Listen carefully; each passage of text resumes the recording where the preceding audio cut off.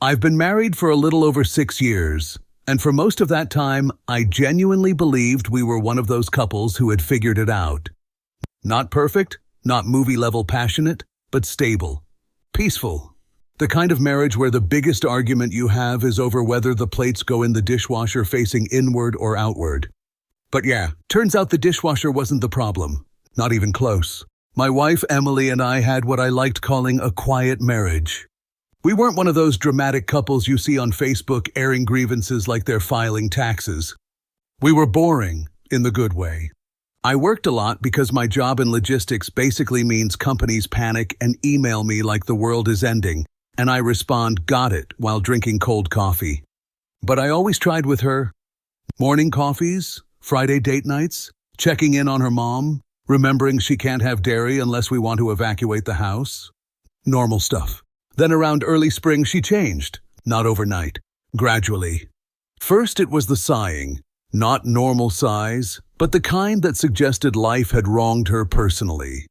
Then the staring out the window, like she was waiting for a ship that went missing in 1824. And then came the coldness, not hostile, not angry, just absent. One night I asked, "Everything okay?" She kept staring at the TV. "I'm fine, just tired."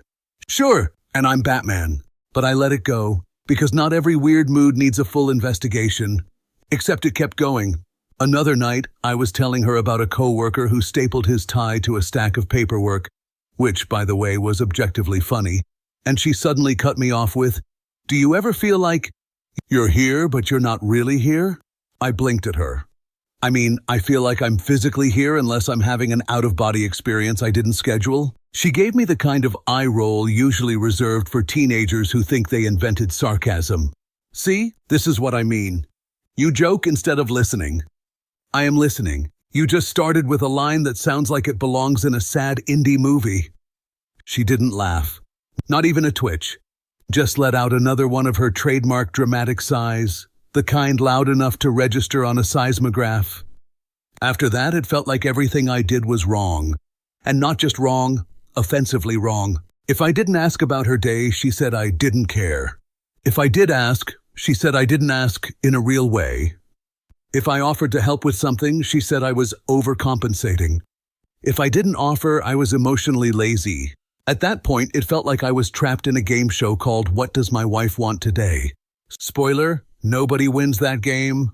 One night she dropped the line every husband fears. "Why are you so defensive?" I literally said, "Okay," I told her. "Exactly, that's defensive." I looked around the room like maybe someone would jump out and tell me I was being pranked. No luck. The pressure just kept building. Conversations weren't really conversations anymore. They were ambushes disguised as quality time.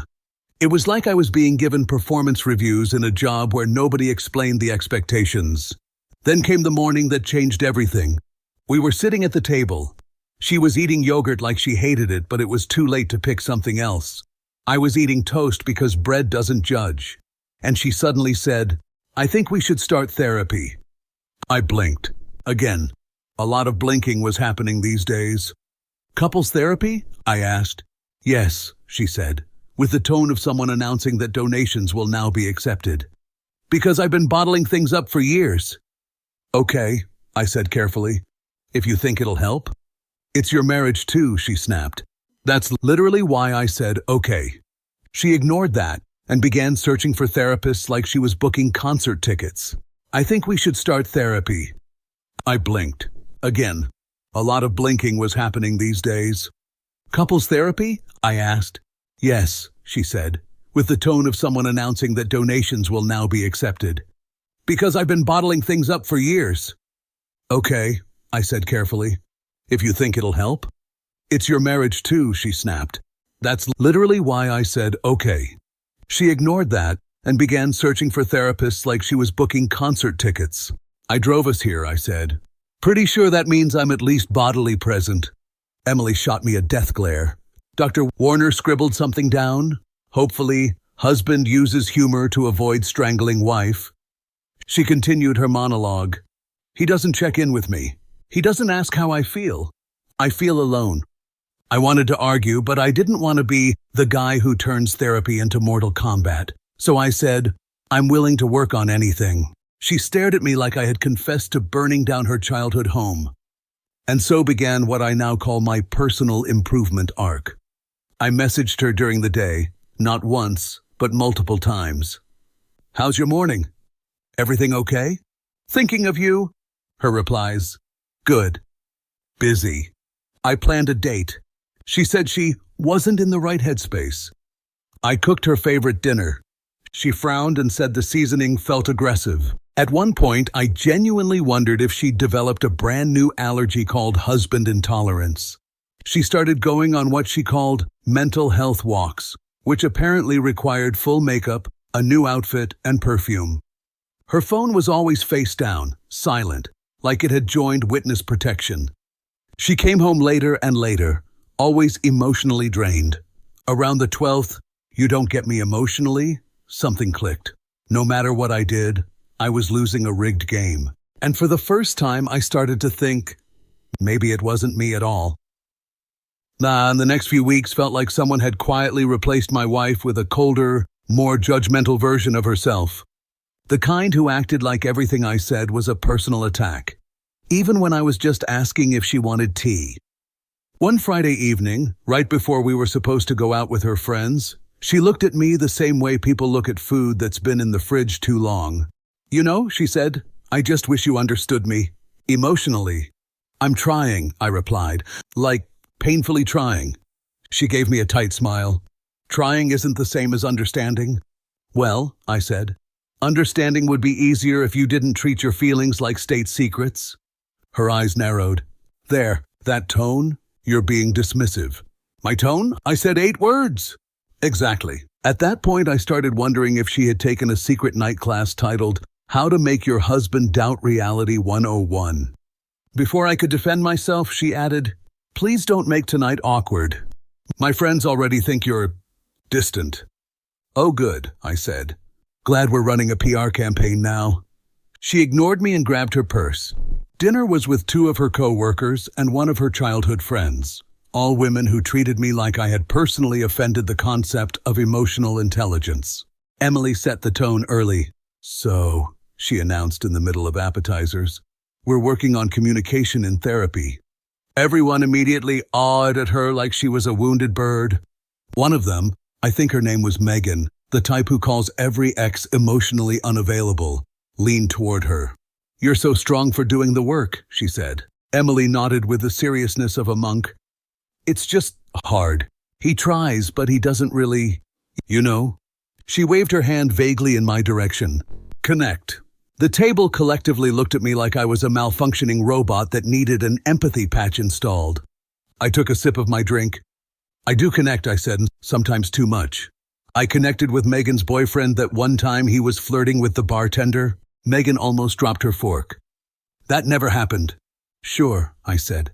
Let's go with that. Emily glared at me so hard I'm pretty sure my soul ducked for cover. The table judged me in silence for the next 10 minutes. When we came home, she sighed dramatically, again, and said, Do you see why communication is so hard for us? I opened my mouth, decided I valued my life, and closed it again. She didn't like that either. You're shutting down, she accused. I'm literally just standing here, I said, emotionally shutting down. Emily, I haven't even taken my shoes off. The next therapy session wasn't any better. Emily cried, a lot. Some of it real, some of it suspiciously well-timed. I just feel, she said between sniffles, like I'm married alone. Dr. Warner nodded slowly and then turned to me. And how do you respond to that? I respond, I said, by being confused because I'm literally sitting right here. Emily shot me a look that translated to stop ruining my scene. I sighed. Okay, look, I'm doing everything I can. I text, I call, I ask. I plan things, I listen, I do chores. I try not to breathe too loudly because apparently that's a new issue. That's not fair, Emily snapped. I raised an eyebrow. Didn't you say yesterday that my breathing was too sharp? Dr. Warner blinked. Too sharp? Emily turned red. I was frustrated. I shrugged. So was I. But you don't hear me blaming your breathing. Her jaw clenched so hard I thought she'd crack a tooth. After the session, she stormed out of the office like she was competing in the Olympic speed-walking event. I caught up to her at the car. "What now?" I asked. "You embarrassed me," she said, arms crossed. "Me? Emily, you made it sound like I'm running an emotional abandonment business." "That's not what I said." "That's exactly what you said. You twisted my words." I repeated them. She got into the car and slammed the door. I took a deep breath before getting in on my side. She turned away from me and stared out her window the entire drive home, like the buildings passing by were auditioning to replace me. The coldness kept growing. The mental health walks got longer. Her clothes got nicer. Her perfume got stronger. Her phone, always face down, became her permanent emotional support animal. One night I joked, "Your phone sees more of you than I do." She didn't laugh. "That's because it listens." "Yeah," I said, "because it doesn't talk back." She stood up and walked out of the room without a word. At that point, I wasn't even angry, just tired. Tired of guessing, tired of apologizing, tired of her treating me like I was emotionally blindfolded while she threw darts at me. One evening, I finally asked, "Emily, what do you want from me? Just tell me. A sentence, a word, a hand gesture, anything."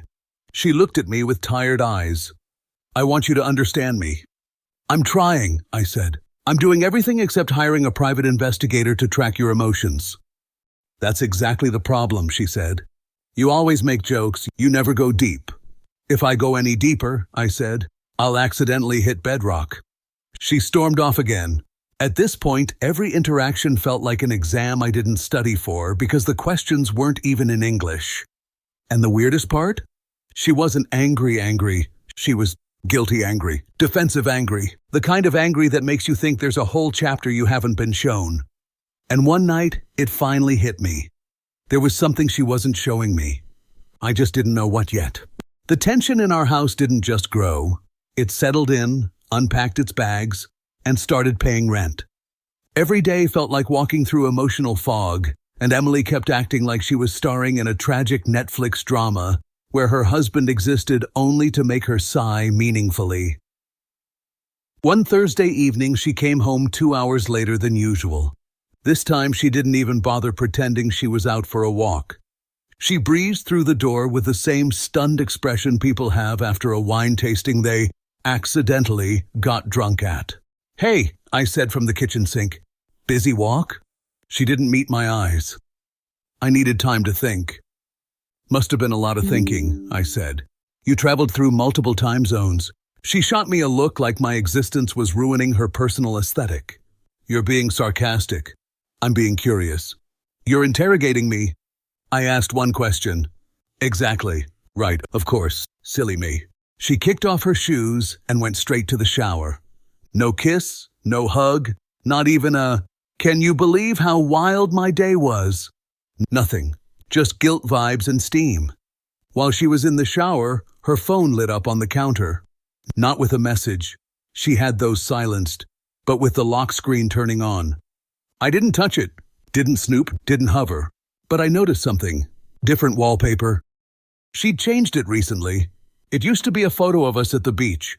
Now it was a generic mountain landscape with a motivational quote. Something like, "Find what sets your soul on fire." Well, something was definitely being set on fire. When she finally came out wrapped in a towel, I simply asked, "Everything okay?" She said, "Can you not do this right now?" "Do what?" The questions. She didn't answer. She just disappeared into the bedroom like a moody ghost. I stood in the hallway for a few seconds and realized something important. I was no longer trying to fix anything. I was just watching my marriage unravel in slow motion. But then came the night that changed everything. It was a Tuesday. Pretty normal. I was doing the dishes, again, because Emily had declared that she didn't have the emotional bandwidth for kitchen responsibilities that week, or the previous week, or the one before that. At around 9:30 p.m., my phone buzzed. I looked at the screen expecting a spam text about extending my car warranty. Instead, it was Lily, her sister. We weren't texting buddies. We were friendly, but not the type to swap memes or complain about life. So seeing her name pop up at 9:30 was enough to make me pause. Her message said, "Can we talk? It's important." My first reaction was, great. Emily probably told her I emotionally wounded her by folding a blanket incorrectly. I typed back, sure. About what? Her reply came immediately, not over text. Can you meet? Okay. That was new. Lily avoids drama like it's gluten. If she wanted to meet, something was actually happening. I told her I'd meet her at the coffee shop 2 blocks away. When I walked in, she was already there, sitting in a corner booth, fidgeting with a paper napkin like she was trying to turn it into confetti. She stood up when she saw me. Thank you for coming, she said quickly. Her voice was shaky. Lily never sounds shaky. This was already bad. We sat down. She kept looking around the cafe like she was afraid Emily would jump out from behind the latte machine. I finally said, okay, you're scaring me. What's going on? She took a deep breath, the kind people take before confessing to a crime. Please don't hate me, she said. I should have told you sooner. My stomach dropped a little, but my face didn't move. Told me what? She looked at me for a long second, her eyes full of guilt. Emily is seeing someone? I didn't speak, didn't blink, didn't react. Not because I wasn't shocked, but because my brain was doing that slow, irritated, of course she is reboot. Lily continued, her words spilling out fast. It's someone from her job. They've been seeing each other for months. Like 6 months, maybe more. A guy from her department.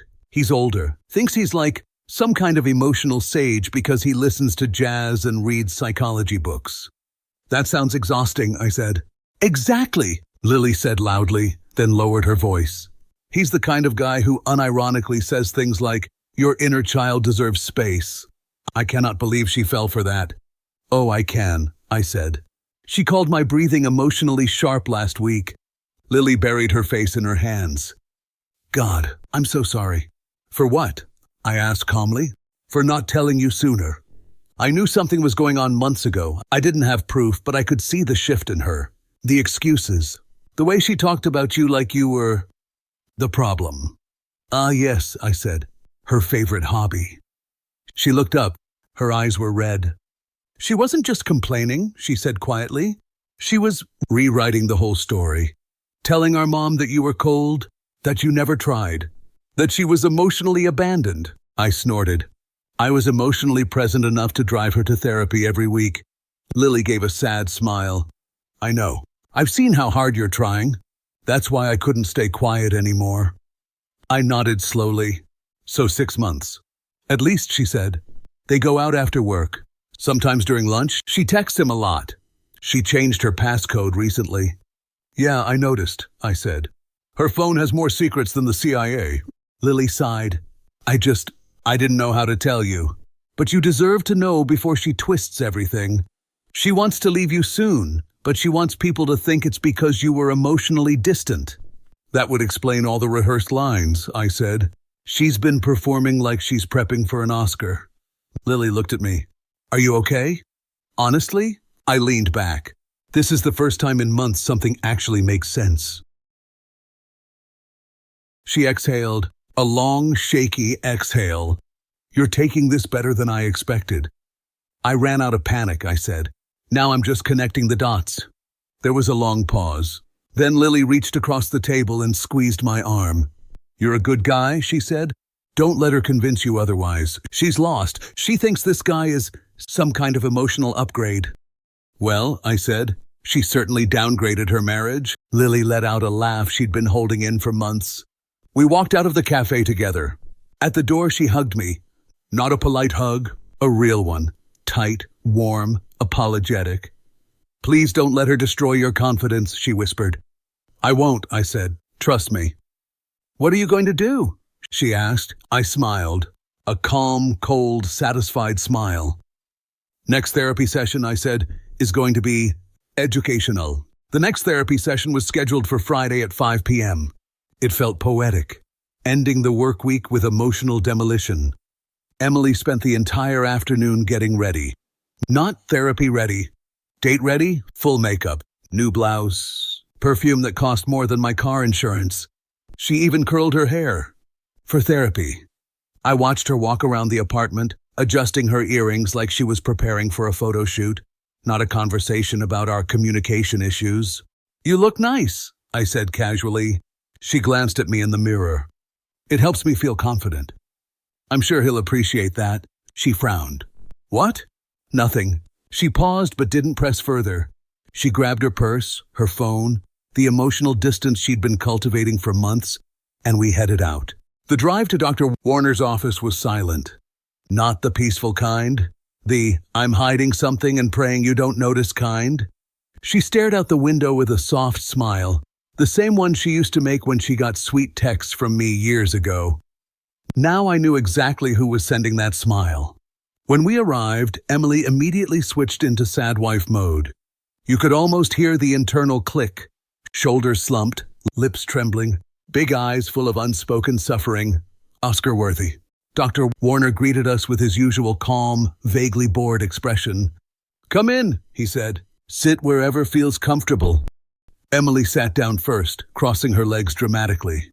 I sat beside her, relaxed, back straight, hands on my knees like I was about to order lunch. So, Dr. Warner began, how have things been since last session? Emily inhaled shakily. Showtime. I've been struggling, she said softly. A lot. I leaned slightly toward her. Really? A lot? She shot me a warning glance, sharp, quick, full of don't ruin my performance. Yes, she continued. I feel like he's not really present with me. It's like I'm alone in the marriage. That line again. Dr. Warner nodded sympathetically. And what makes you feel that way? Emily let out a tiny, perfectly timed sniffle. He doesn't understand me emotionally. He doesn't ask the right questions. I feel invisible. I waited.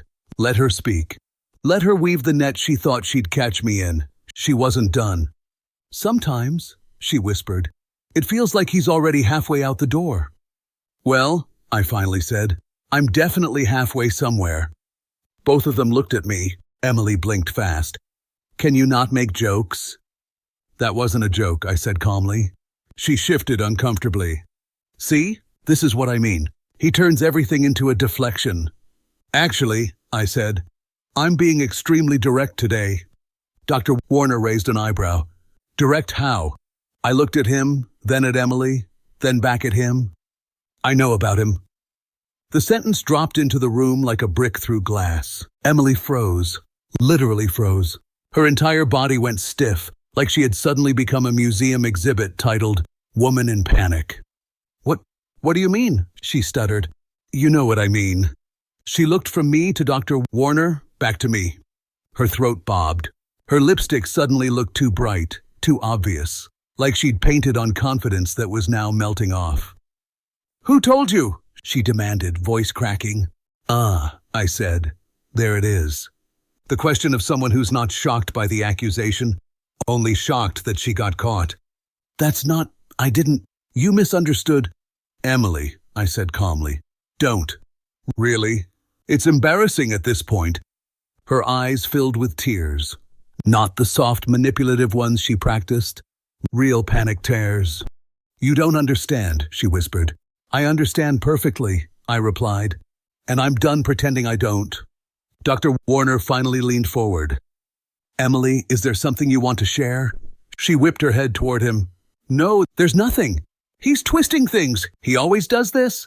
I laughed, not meanly, just lightly, like she had made a mildly incorrect math statement. Really? I said. So you didn't spend the last 6 months with your spiritual coworker? You didn't change your passcode?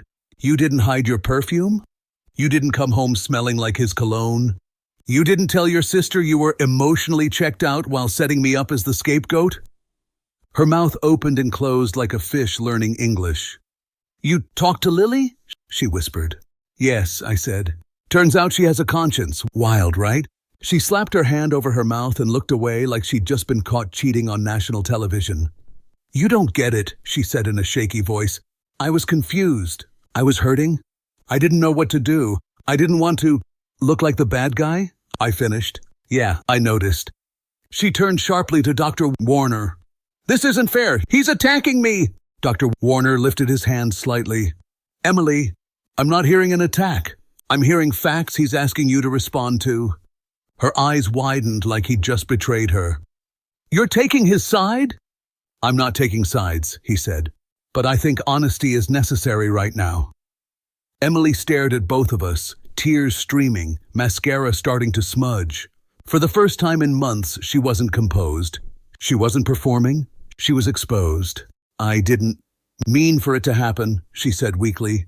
Of course you did, I replied. People don't accidentally date for half a year. I wanted to tell you, she said. When? I asked. Before or after you finished rewriting history to make me the villain? That's not fair, she cried. You pushed me into his arms. There it is, I said. The classic plot twist. The husband caused the affair. Her sobbing got louder, messier, less elegant. I tried so hard, she said.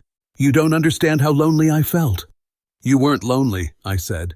You were entertained.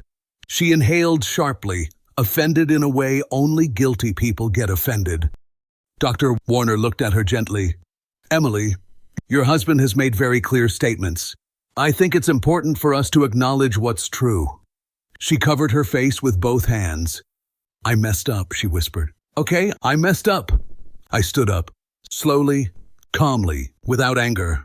Yeah, I said. You did. She looked up at me with red, drowning eyes. Where are you going? I picked up my jacket. Away, I said, finally. You can't just walk out, she exclaimed. I stayed through all the lies, I said. Walking out is the most honest thing I've done in months. She reached out a trembling hand. Please don't leave like this.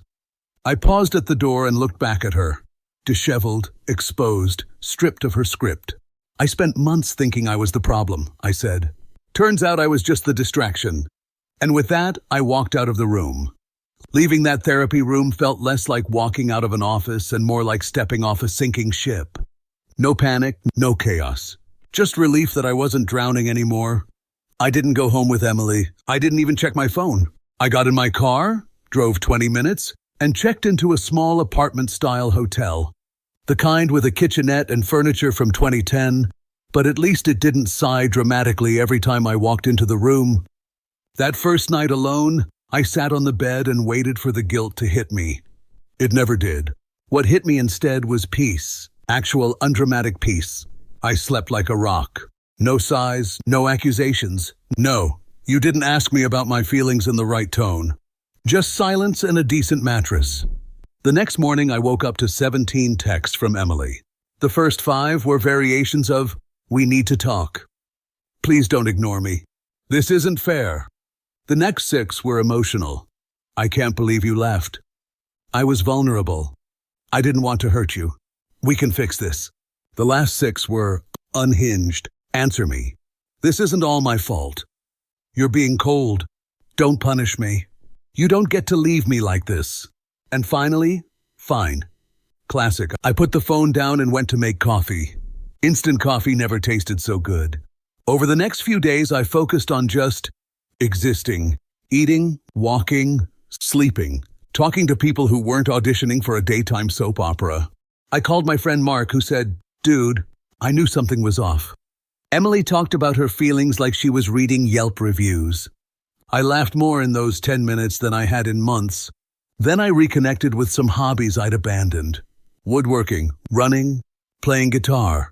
Things Emily had once called distractions, because they didn't revolve around her mood swings. 3 days later, Emily asked if we could meet to talk. I agreed because I wasn't running from anything. I just wasn't willing to drown again. We met at a neutral place, a quiet park bench.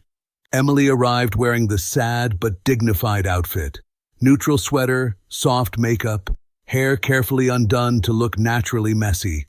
She sat down next to me, leaving space between us.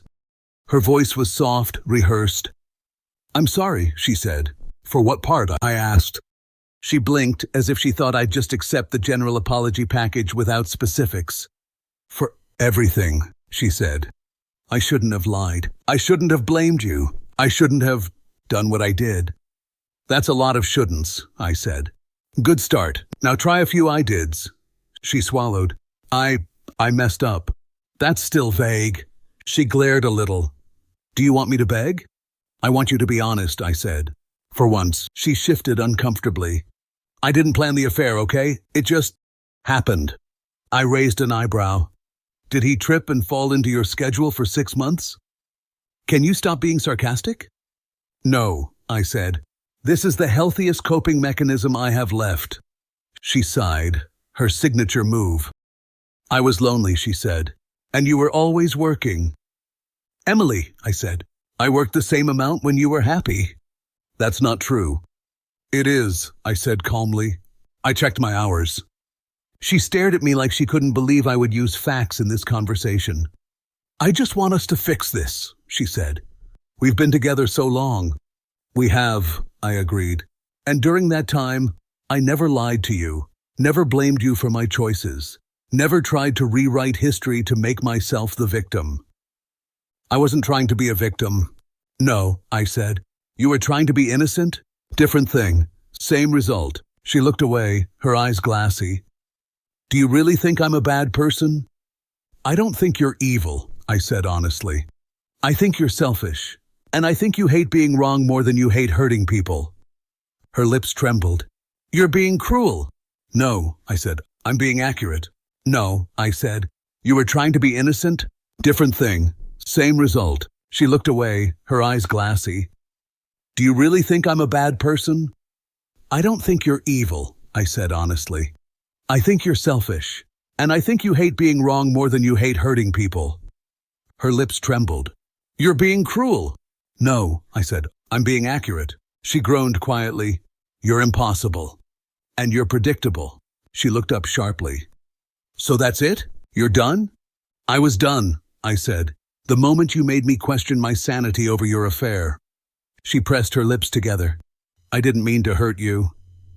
You didn't mean to get caught, I corrected. Silence dropped between us. Eventually she whispered, I miss you. I looked at her. Really looked. At the tired eyes. At the guilt. At the fear of losing control of the narrative. You miss the version of me who blamed himself, I said. She didn't argue. I stood up. Take care of yourself, Emily. She grabbed my wrist. Wait, just tell me one thing. Is there any chance? Any at all? I gently pulled my hand away. You didn't lose me, I said. You just showed me who you really are. I walked away while she sat on the bench staring at the ground, finally out of scripts. For the first time in months, I felt lighter. Over the next few weeks, I adjusted to my new life. A small apartment, a cleaner mind, a sense of freedom that didn't feel like running, more like choosing myself. Emily continued sending messages. Some were sad, some angry, some nostalgic. I answered none. Because I didn't leave the marriage, I just stopped carrying it alone. About a month after everything fell apart, life finally started to feel normal. Not the old normal, where I tiptoed around sighs and emotional landmines, but a better one, steady, quiet, uncomplicated. I woke up without heaviness, went to work without knots in my stomach, came home without wondering what version of my wife I'd find waiting for me. The nights were the strangest part. Silence felt foreign at first, like I was supposed to be arguing with someone about nothing, or apologizing for breathing incorrectly. But soon, silence became a friend. It meant peace, not punishment. Emily kept texting.